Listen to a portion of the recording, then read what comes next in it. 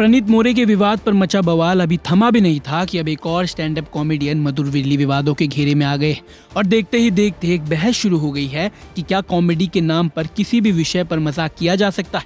क्या महिलाओं के साथ हुए दुष्कर्म जैसे गंभीर अपराध भी अब स्टैंड अप का कंटेंट बन गए?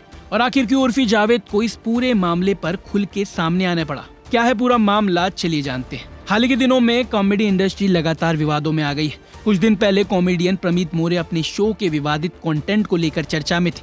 उनके खिलाफ शिकायत दर्ज हुई, सोशल मीडिया पर बहस छिड़ी और सवाल उठने लगा कि आखिर कॉमेडी की सीमा क्या होनी चाहिए। लेकिन इस बार सोशल मीडिया पर एक दूसरे स्टैंड अप कॉमेडियन मधुर विरली का एक पुराना स्टैंड अप क्लिप तेजी से वायरल हो रहा है।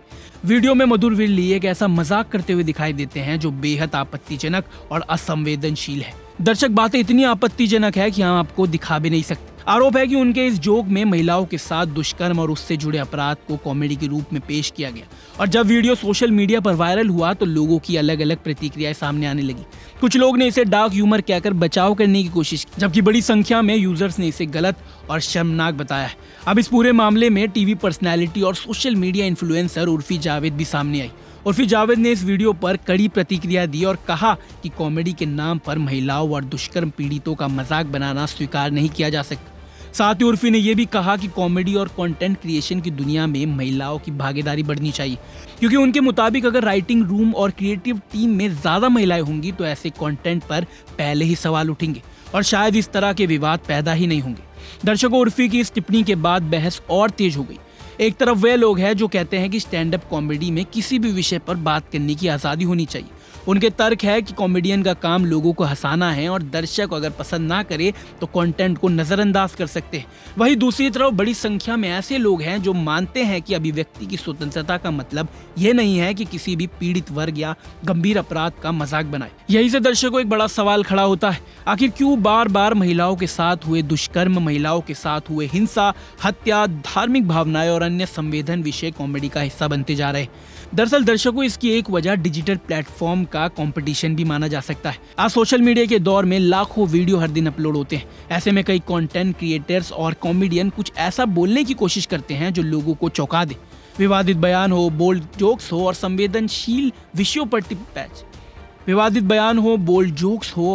संवेदनशील विषयों पर टिप्पणी अक्सर तेजी से वायरल होती है।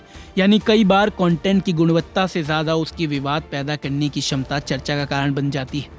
दूसरी वजह है डार्क ह्यूमर का बढ़ता चलन। पश्चिमी देशों में डार्क ह्यूमर लंबे समय से मौजूद रहा है, जहाँ लोग मौत, अपराधी और दुखद घटनाओं को भी व्यंग करते हैं।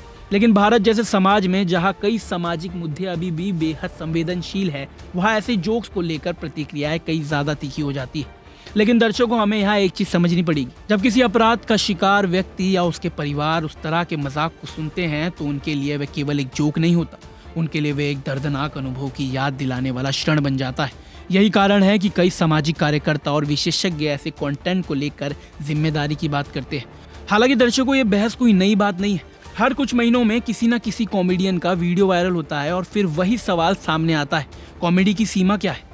क्या कोई सीमा होनी भी चाहिए या फिर दर्शकों को ही तय करना चाहिए कि क्या स्वीकार्य है और क्या नहीं? मधुर विरली और उर्फी जावेद से जुड़ा ये विवाद अब इस बहस का हिस्सा बन चुका है।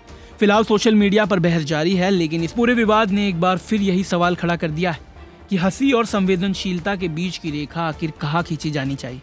बाकी दर्शकों, आप इस पूरे मामले पर क्या सोचते हैं? क्या महिलाओं के साथ हुए दुष्कर्म जैसे गंभीर अपराधों पर मजाक करना सिर्फ डार्क ह्यूमर है या फिर समाज को इस पर नए सिरे से सोचने की जरूरत है? अपनी राय हमारे साथ कमेंट बॉक्स में जरूर शेयर करिए। बाकी देश दुनिया की तमाम खबरों के लिए देखते रहिए वन इंडिया हिंदी। अब मैं हूं दीपक बिष्ट।